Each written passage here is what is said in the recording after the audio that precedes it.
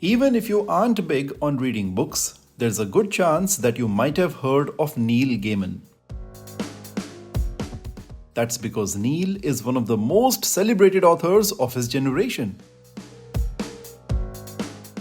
Much like Stephen King, he's one of those writers whose face is as popular as his books. Several of his critically acclaimed works, such as Coraline, The Sandman, Good Omens, and American Gods, have been adapted into different forms of media.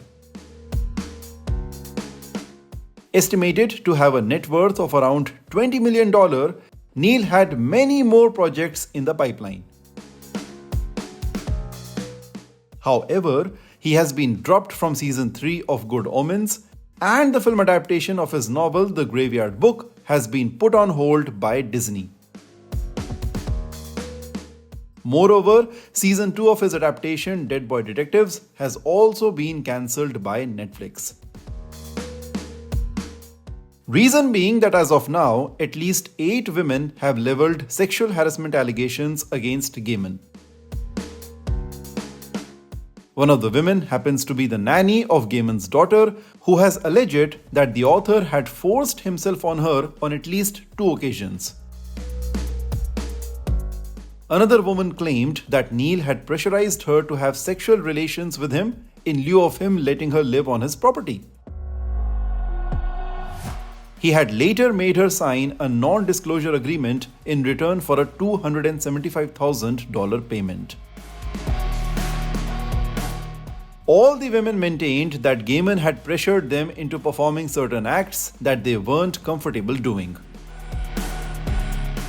As the allegations rose, Gaiman finally broke his silence on the matter on Tuesday.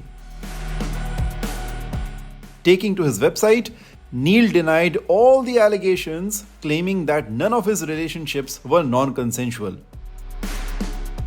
In a long post, Neil wrote that at the time, the relationships looked happy and positive on both sides. However, he admitted that he could have done a lot better and commented that while he was sexually available, he was emotionally unavailable.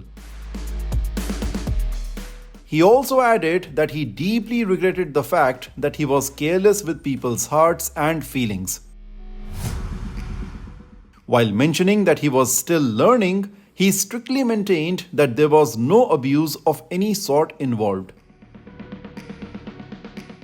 Gaiman might have made his clarification, but looks like J.K. Rowling is having none of it.